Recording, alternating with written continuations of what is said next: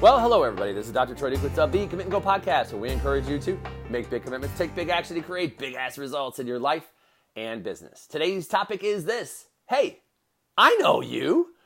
So literally, we're talking about 2 hours ago, I am running to a Target, which is 30 minutes away from our home because we had to get a water bottle for Wyatt, and that's the only place in the bi-state area that has one.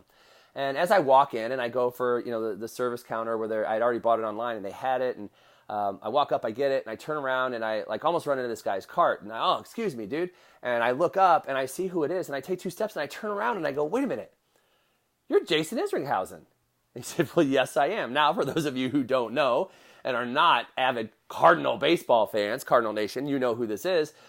Jason Isringhausen is an awesome reliever that the Cardinals had many, many years ago. And I was a big fan of this guy. So I'm like, dude, I was a big fan. Thank you for everything that you did for St. Louis. Huge fan when you played. Thank you so much for everything. My family loves you. We love you. And he's like, well, man, thanks. I really appreciate that. We shook hands.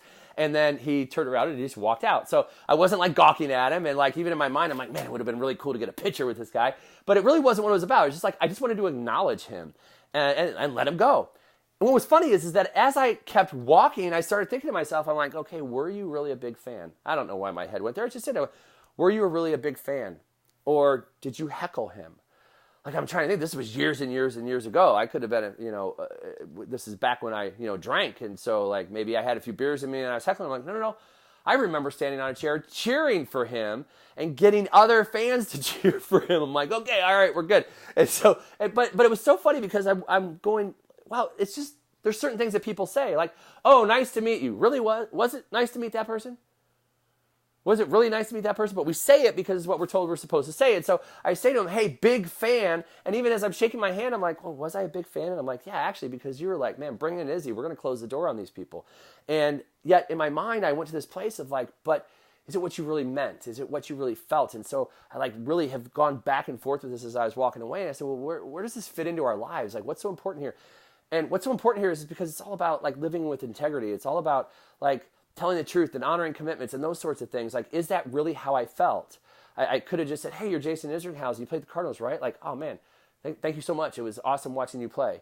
Or, it was really cool watching you play. Or so cool that I get to see you here. That's awesome. There's obviously something different I could have said, but I really meant that I felt that way. Why am I belaboring the point? My hopes are that you start thinking in your life of where is it that you've had conversations with people that you've said stuff that you really didn't mean. Oh, shit. Yeah, I just pulled it out, folks. Where in your life have you said stuff that you really didn't mean? That's why I walked away going did I really feel this way about him? Is this really how I actually felt? It's yeah, it actually is. It was fun to watch the guy pitch, and I remember standing on the chairs. We were field box level and cheering and getting the fans going. I remember it, and I remember having that feeling. It's okay, that's how I really felt. Now, why am I going there? Because I know that there's one reliever that they had a few years later that he did great, and then all of a sudden you're just why is he even in the game? And I wasn't crazy and belligerent, but I remember sitting in a group of people, and I'm talking to the guys next to me, and I'm I can't believe this. It's got why are we playing? And people were getting upset with me for talking that way about him. I was yeah, but he's not that good. And they all knew it. And there's a couple people that looked at me I know, he's really not. And so I was only saying what other people didn't want to say. And so it was really interesting, the dynamic, because my mind went to that picture. Was I talking about him? No, I was talking about this picture. Okay, cool. But then I started thinking, okay, where in my life am I saying things that I don't mean? Just straight up, where in my life am I saying things that I don't mean? You do this to yourself all the time. You say things that you don't mean. Maybe you're mean to yourself. Some people talk to themselves poorly, oh man, I'm such a bad person. So you give yourself negative affirmations. Maybe you make agreements with yourself, yeah, I'm going to work out 3 times today. And then all of a sudden tomorrow comes and goes and you don't work out 3 times. And you're oh crap, I lied to myself again. And this happens in society. We're told when we meet somebody, we're supposed to say, hey, pleasure to meet you. Was it really a pleasure to meet you? Right? Or, hey, good to meet you. There's a difference. Hey, good to meet you. Hey, great to meet you. I'm so happy to meet you. Are you really happy to meet you? Or, hey, it was nice to meet you.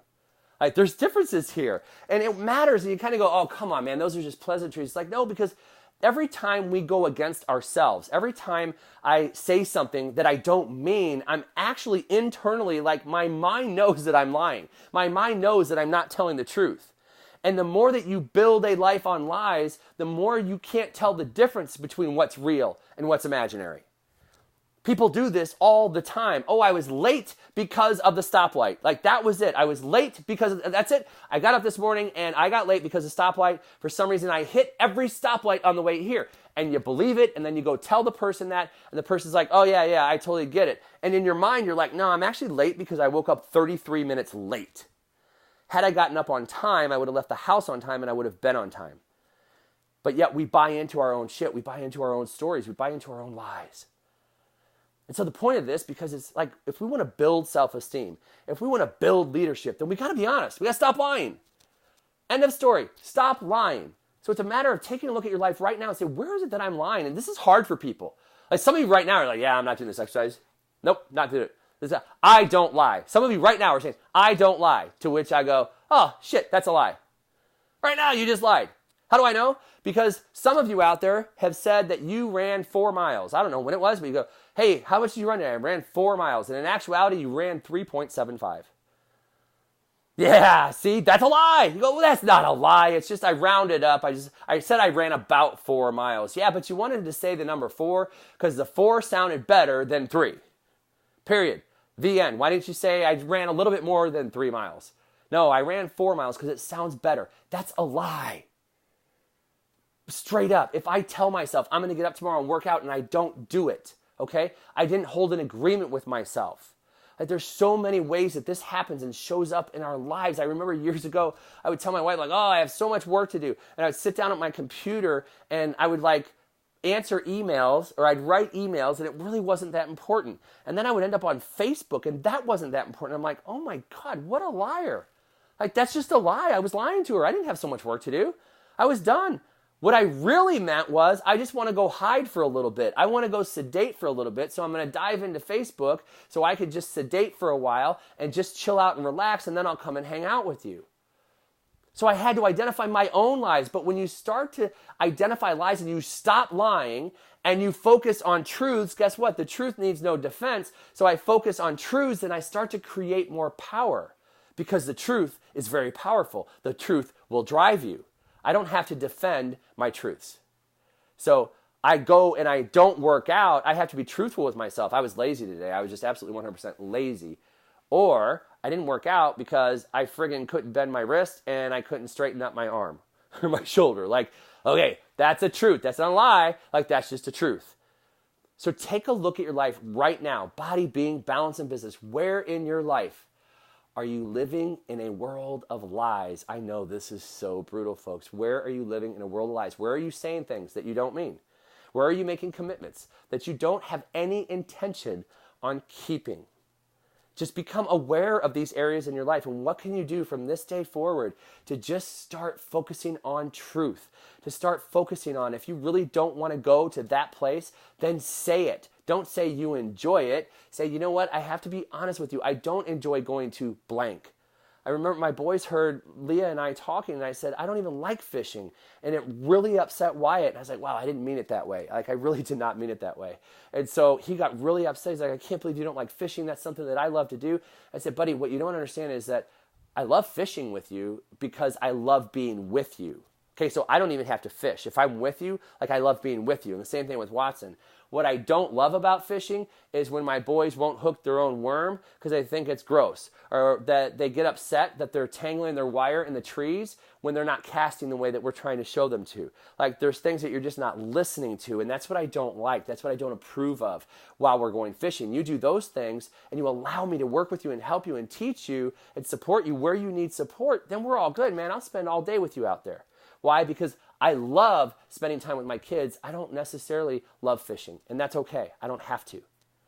It's just being honest, like period. Now, I didn't say it in the right way, so I had to catch myself in those words.